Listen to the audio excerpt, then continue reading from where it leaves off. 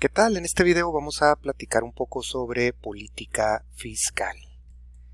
El presupuesto federal es la declaración anual en la que se detallan los gastos y la recaudación tributaria del gobierno. Dicho presupuesto federal tiene dos propósitos: financiar los programas y las actividades del gobierno federal y alcanzar los objetivos macroeconómicos.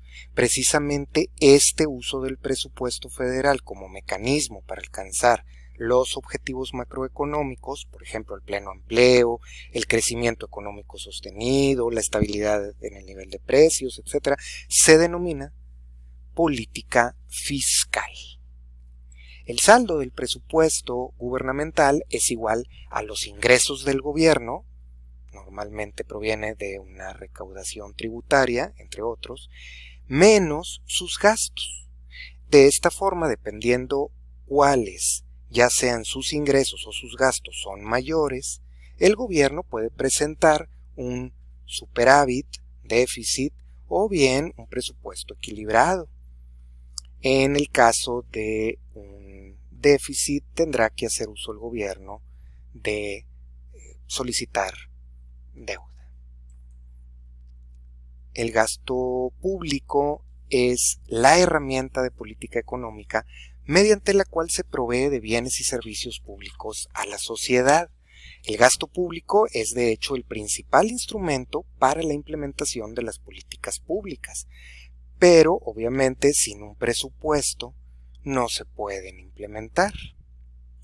Por otra parte, la Ley de Ingresos de la Federación indica el monto total que la Federación estima recaudar en un año fiscal para implementar los programas que integran el presupuesto de egresos de la Federación. Es importante mencionar que en México los ingresos no están etiquetados para gastos específicos. Los ingresos del gobierno en México se pueden dividir en ingresos tributarios y en ingresos no tributarios. Las principales fuentes de ingresos para el gobierno mexicano son el impuesto al valor agregado o IVA, el impuesto sobre la renta que se cobra tanto a personas morales como a personas físicas, emisión de deuda, Pemex, cuotas del IMSS, entre otros.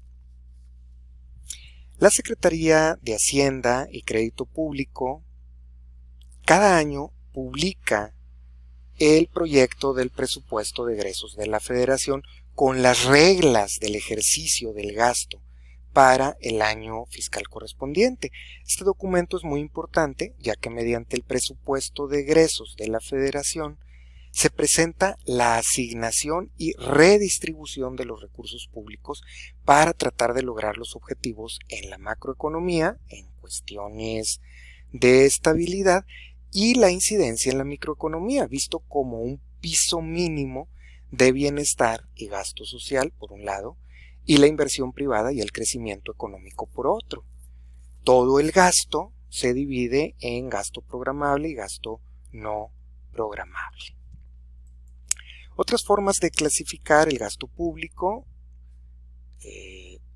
es económicamente, digamos, se puede dividir en gasto corriente, gasto en inversión y el apartado de subsidios y pensiones.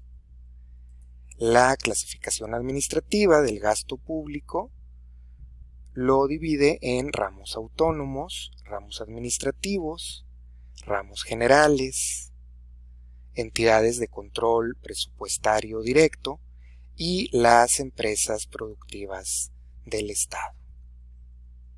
La clasificación funcional del gasto público lo dividiría en gasto en desarrollo social, gasto en desarrollo económico y propiamente gasto de gobierno. Y por último, la clasificación geográfica, dividiría el gasto público en gasto nacional o gasto en alguna determinada entidad federativa. Los impuestos tienen efecto sobre el ingreso por el trabajo, sobre el gasto de consumo y sobre las ganancias de capital. El impuesto sobre la renta afecta los ingresos del trabajo y los ingresos generados por intereses. De esta manera, el impuesto sobre la renta desacelera el PIB porque reduce los incentivos para trabajar y para ahorrar. Y por otra parte, el impuesto al valor agregado o el IVA también reduce el PIB potencial, ya que eleva los precios finales de los bienes que se consumen y por lo tanto reduce el salario real de los trabajadores, desincentivando el trabajo y el consumo directamente. Gracias por ver este video.